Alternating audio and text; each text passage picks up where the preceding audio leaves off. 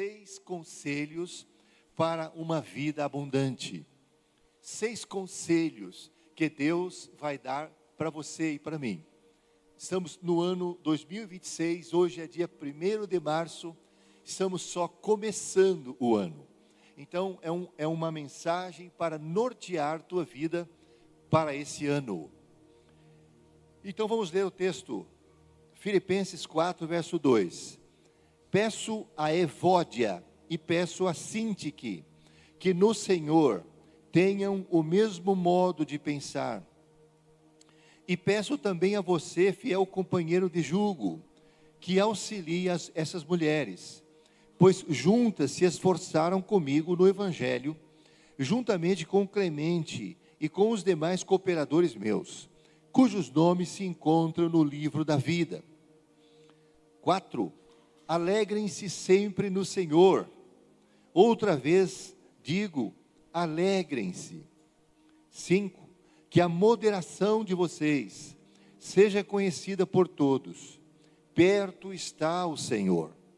6. Não fiquem preocupados com coisa alguma, mas em tudo sejam conhecidos diante de Deus os pedidos de vocês, pela oração e pela súplica, com ações de graças. E a paz de Deus, que excede todo entendimento, guardará o coração e a mente de vocês em Cristo Jesus. 8. Finalmente, irmãos, tudo que é verdadeiro, tudo que é respeitável, tudo que é justo, tudo o que é puro, tudo o que é amável, tudo o que é de boa fama, se alguma virtude há, e se algum louvor existe, seja isso o que ocupe o pensamento de vocês. 9. E o que também aprenderam, receberam e ouviram de mim, e o que viram em mim, isso ponham em prática, e o Deus da paz estará com vocês. Diga amém. Mais uma oração, peça para Deus falar ao teu coração, para que a palavra dele fixe no seu espírito, na sua mente, e para que você possa vivê-la para a glória do nome dele. Nós te agradecemos, Senhor, pela leitura da tua palavra, e pedimos que o teu Espírito nos ilumine, e nos conceda a bênção de compreendê-la, e sobretudo de praticá-la, para a tua glória e para a nossa alegria. Oramos em nome de Jesus, diga amém. Meus irmãos, no livro de Salmos 32, versículo 8, o Senhor Deus diz assim: eu te ensinarei, eu te instruirei, e sob as minhas vistas te darei conselho. Olha lá o texto. Salmo 32, versículo 8, isso é o próprio Deus falando. Eu o instruirei, ele ensinarei o caminho que você deve seguir. Não tem opção. Deve, must, obligation. Você tem que seguir. E sob as minhas vistas lhe darei conselho. Então, hoje nós vamos ouvir 6 conselhos do próprio Deus, pela sua palavra, pelo seu Espírito. E aí, voltando para o texto, aqui Paulo escreveu essa carta na prisão em Roma. Paulo esteve preso 2 vezes em Roma. A primeira vez, lá pelo ano 61 da nossa era, por causa de perseguição dos judeus. Ficou 2 anos preso, e durante esse tempo ele escreveu 4 cartas, são as chamadas cartas da prisão: Efésios, Filipenses, Colossenses e Filemão. E essa das 4 cartas é a mais alegre de Paulo, é a mais alegre, a mais feliz. Paulo passa uma alegria, uma felicidade muito grande para os irmãos de Filipos, quando escreveu essa carta. E aqui no capítulo 4, quando ele finaliza a carta, do versículo 10 até o versículo 19, ele tem uma palavra de gratidão por causa da ajuda que os irmãos de Filipos enviou para Paulo, quando ele partiu da Macedônia. Atos 16 e 17 tem essa história. Na segunda viagem missionária, a igreja de Filipos participou enviando recursos, dinheiro, para ajudar o apóstolo. Paulo trabalhava fabricando tendas, mas quando ele trabalhava, ele não tinha muito tempo para fazer a obra.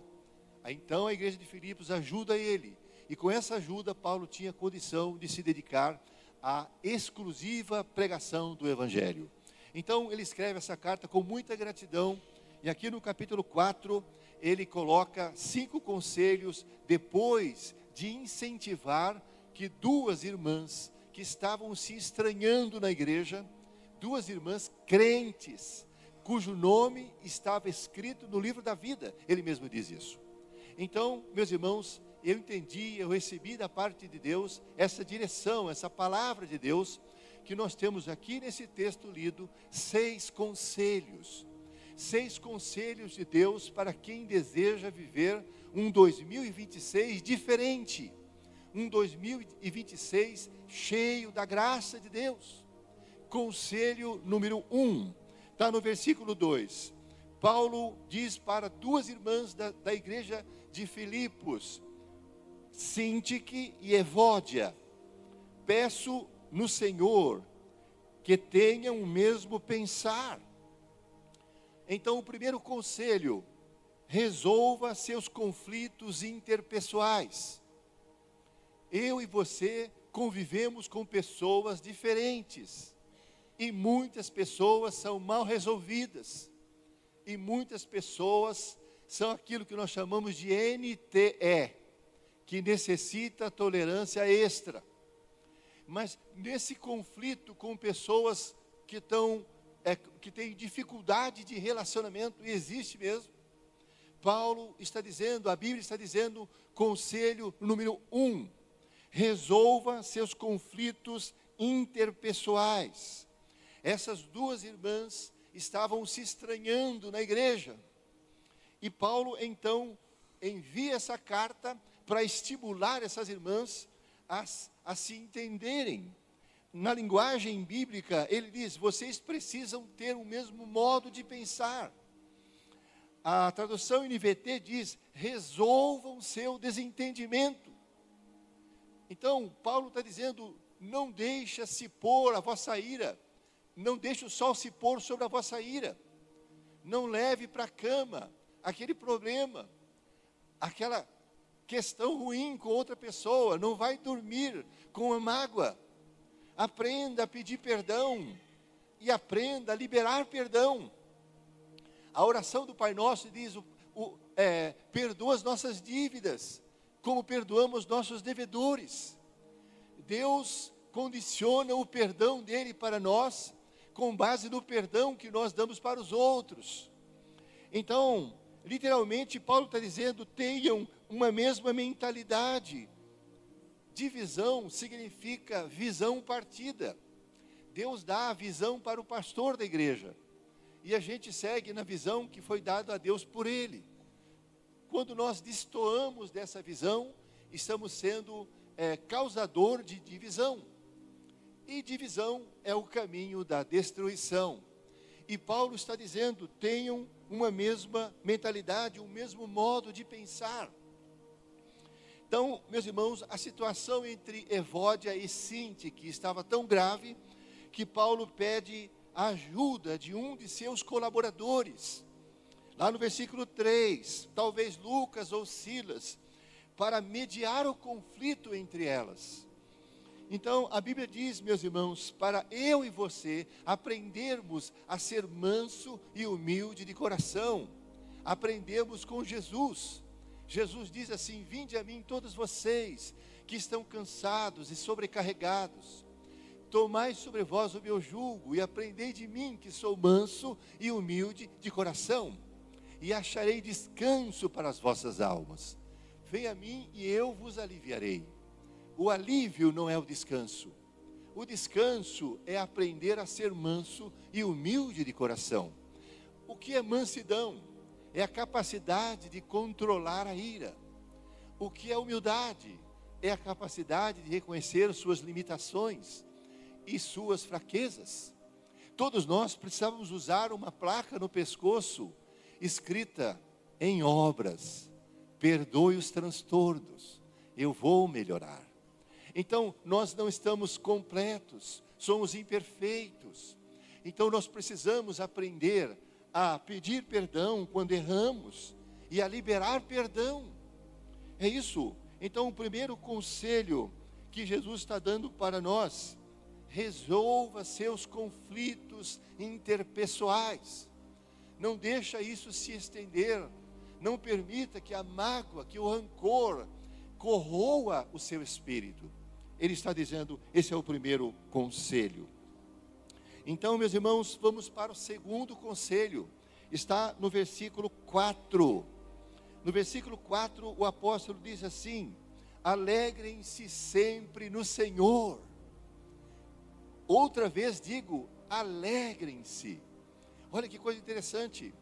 A Bíblia diz que quem está triste, chora. Não, a Bíblia diz que quem está triste, ora. E quem está alegre, cante louvores. A Bíblia diz que a alegria do Senhor é a nossa força. A alegria é o fruto do Espírito. Está escrito que o reino de Deus é paz, justiça e alegria no Espírito. Então, a alegria, meus irmãos, é de Deus. No livro de Jó, no capítulo 41, verso 22, na tradução Arque, diz que na presença de Deus até a tristeza salta de alegria. Imagina isso, aquele negócio saltando assim, ó. E alguém diz, o que é isso? É alegria. Aliás, é tristeza. O que ela está fazendo? Saltando na presença de Deus. Meus irmãos, alegria, o texto está dizendo, alegrai-vos no Senhor.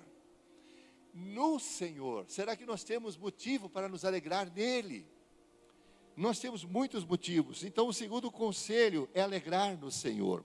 Paulo usa o verbo chairô, que quer dizer regozijar.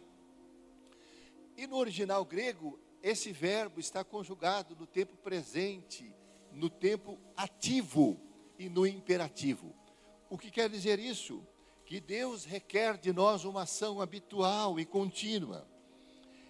Isso só é possível se nós nos deixarmos ser dirigidos pelo Espírito Santo.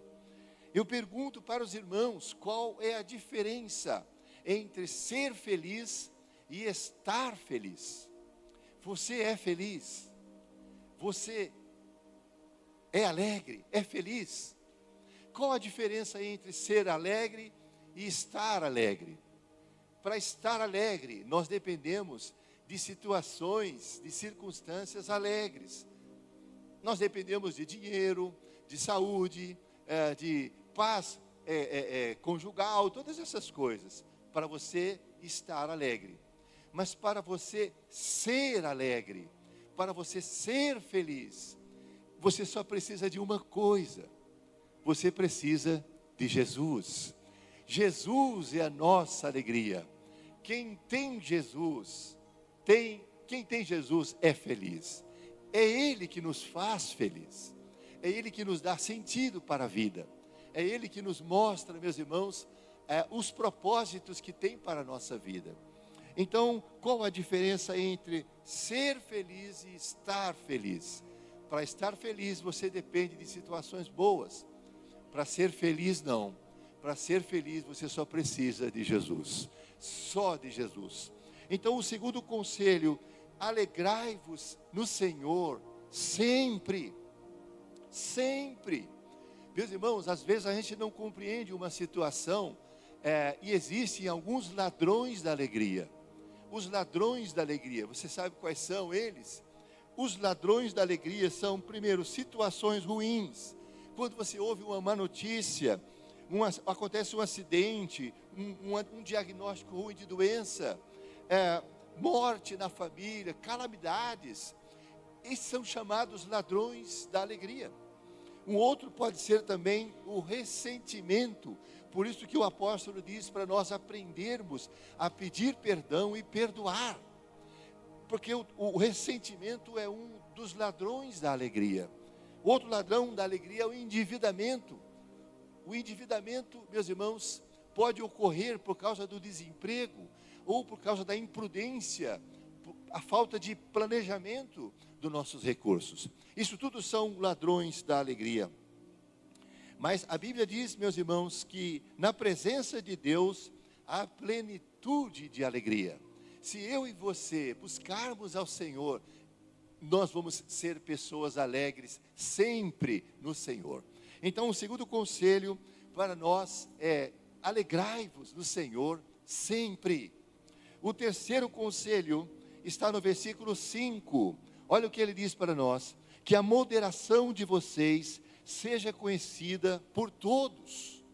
Conselho número 3.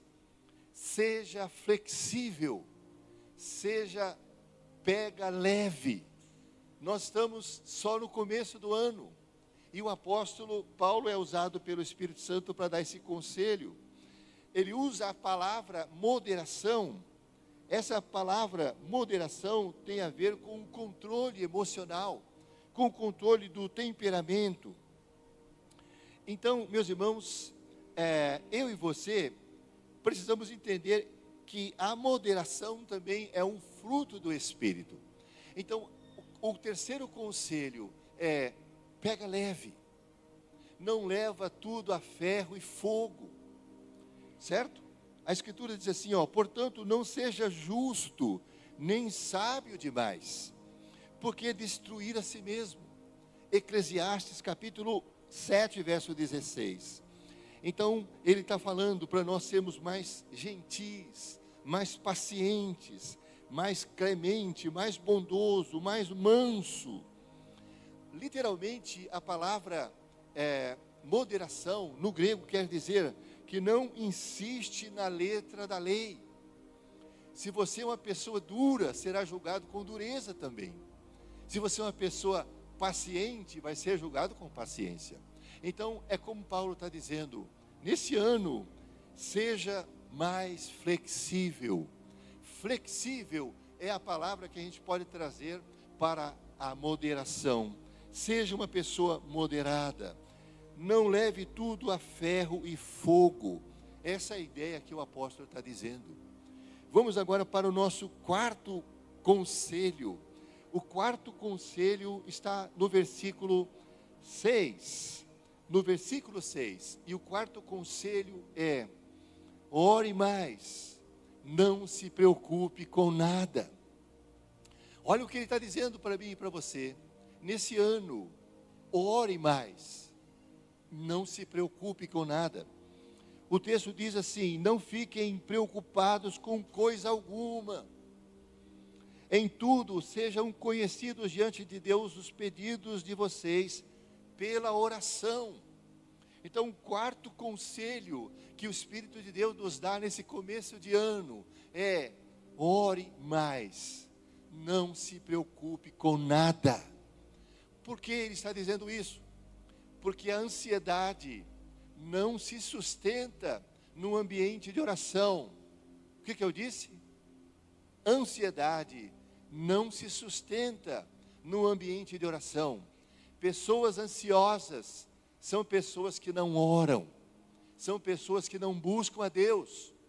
Eu sempre aconselho as pessoas da seguinte forma: se o teu problema tem solução, não se preocupe. Não tem solução, por que se preocupar? A preocupação é totalmente inútil. O quarto conselho para nós que estamos aqui hoje, só no começo do ano, é: ore mais, não se preocupe com nada. Meus irmãos, a preocupação é a mente projetada para o futuro, para algo que não existe, porque só existe hoje, não existe amanhã. Quando chegar amanhã, virá hoje. E as pessoas ansiosas estão com sua mente lançada para o futuro, para algo que nem existe ainda.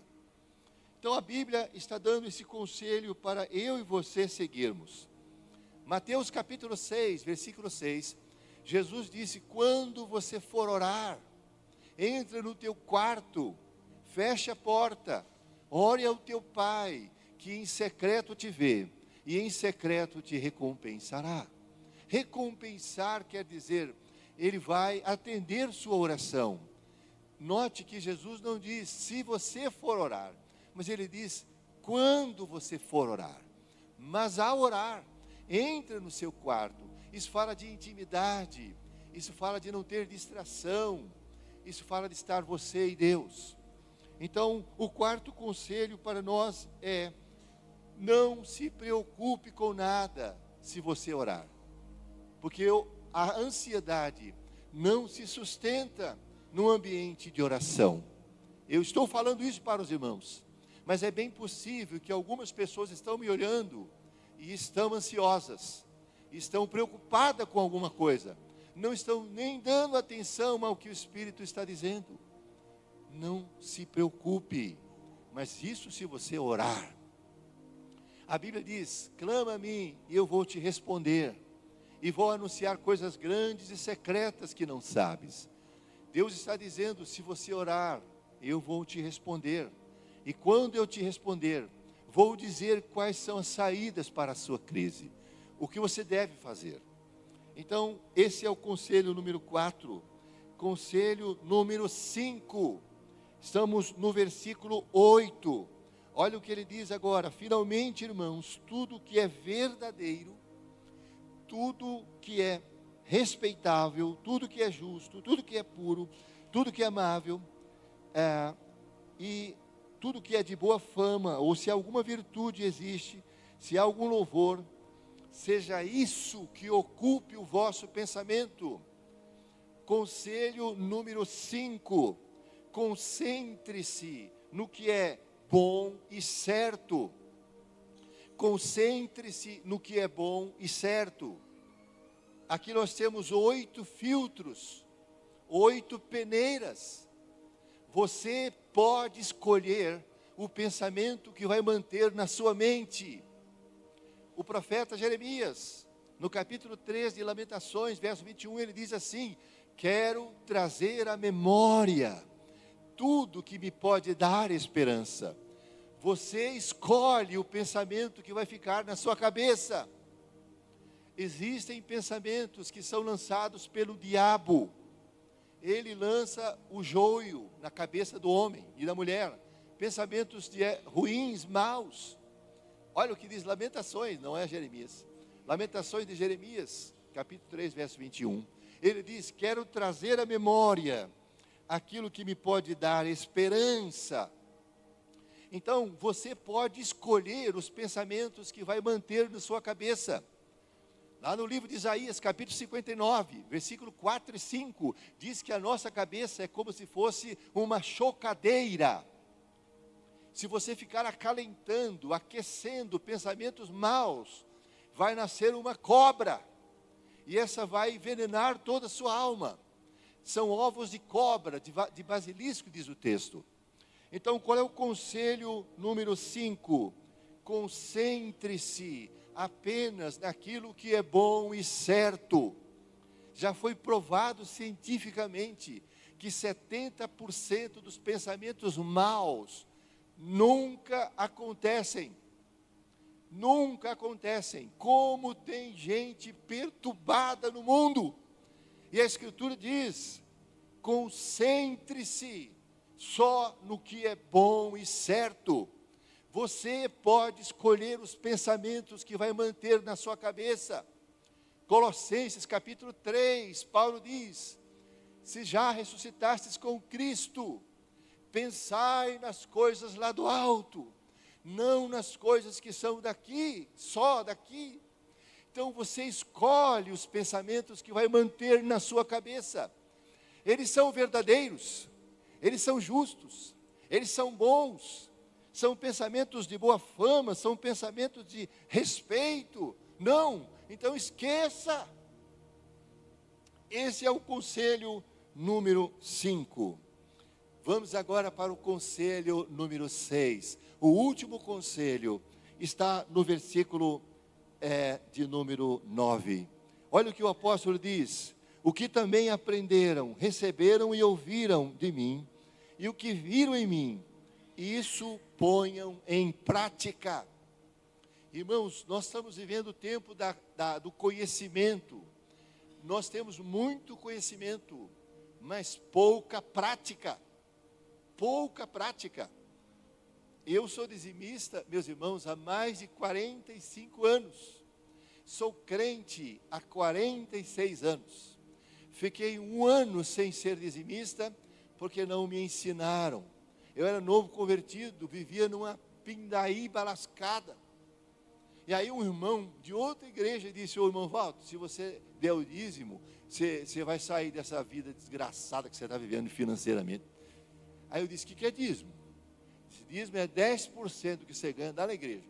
Ele não explicou nada, ele só falou isso.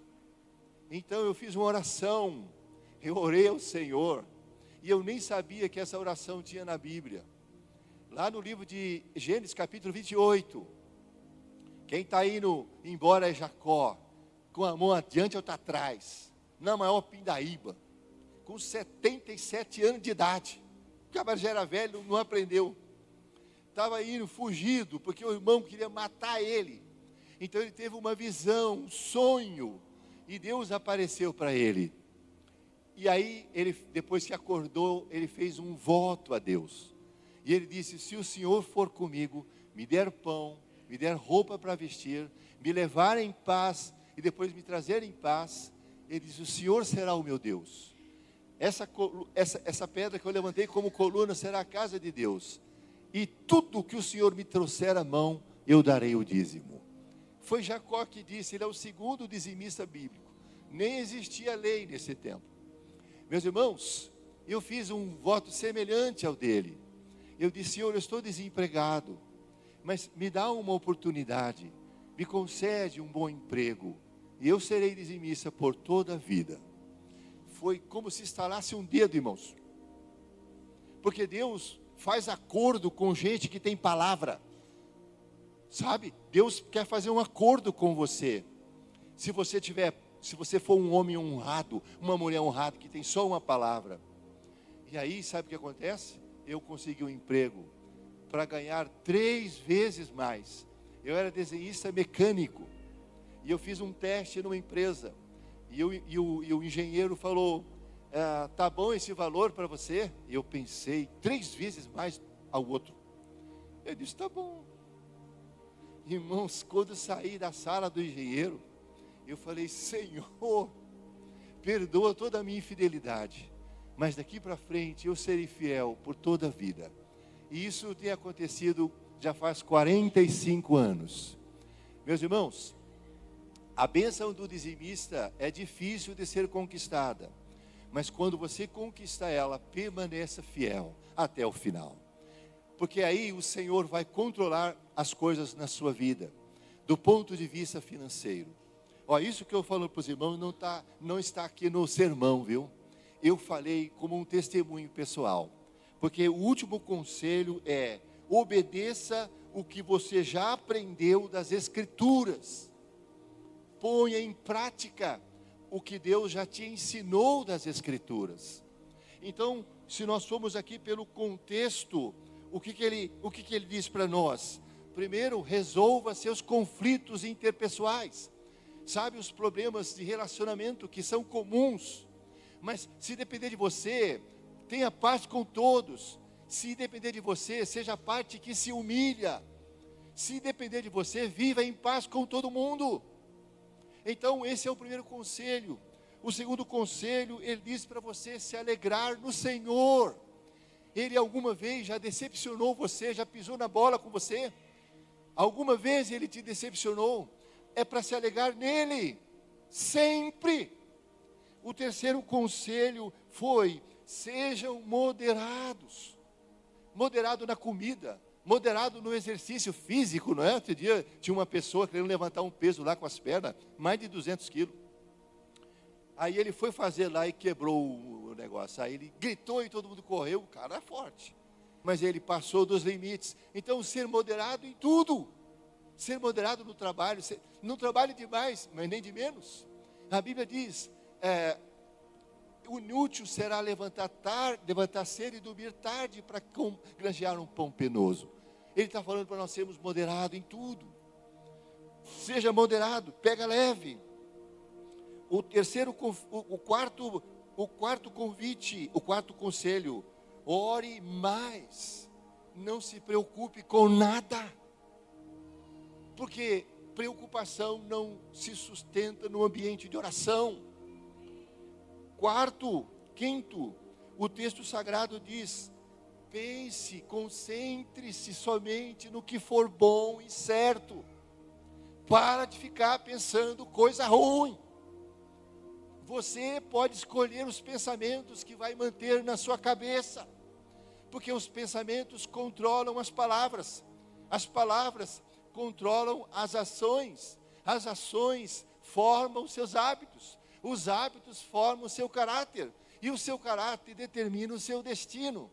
Então, o pensamento é importante. E por último, ele diz: obedeça a Deus naquilo que Deus já te ensinou, naquilo que você já aprendeu das Escrituras. E assim eu finalizo essa palavra dizendo para vocês: cremos que as irmãs Sintique e Evódia se acertaram, se perdoaram, depois que seguiram o conselho do apóstolo Paulo. Eu tenho certeza que depois que foi lida essa carta, elas choraram, e se abraçaram, e se perdoaram. Então nós vivemos num mundo onde tudo é relativo, mas o que nós aprendemos hoje nessa passagem não tem nada de relativo, é pura sabedoria do alto. Deus está nos aconselhando a viver uma vida acima da mediocridade, uma vida cheia da graça de Deus. Meus amados, isso só se nós colocarmos em prática. Vamos nos colocar de pé para orar? E eu convido você para ficar de pé agora e diga comigo: Senhor Jesus, eu aprendi, não posso dormir sem acertar as coisas, as pendências com outras pessoas. Ajuda-me a ser a parte que vai ceder primeiro, aprender a perdoar e a liberar perdão. Ajuda-me a entender o conceito de alegria no Senhor. Ajuda-me a ser mais flexível, mais moderado. Ajuda-me a orar mais, preocupar nada. Ajuda-me a me concentrar só no que é certo e no que é bom. Ajuda-me a praticar explicitamente aquilo que já aprendi da tua palavra, em nome de Jesus. Mão no seu coração. Senhor Deus, eu oro por todos os teus filhos que estão aqui, porque esse conselho foi o Senhor que liberou para eles hoje. O ano está só começando, e eu oro, Senhor, para que eles sigam essas orientações. Nós, ó Deus, dependemos 100% do Senhor. Então nos ajude a termos um ano frutífero, o melhor ano da nossa vida. Nos dirige, nos orienta, nos dá um coração humilde, dependente do Senhor, sábio. Nos ajude, Senhor Deus, a praticar a tua santa palavra cada dia. Em nome de Jesus nós te pedimos. Amém. E palmas para Jesus.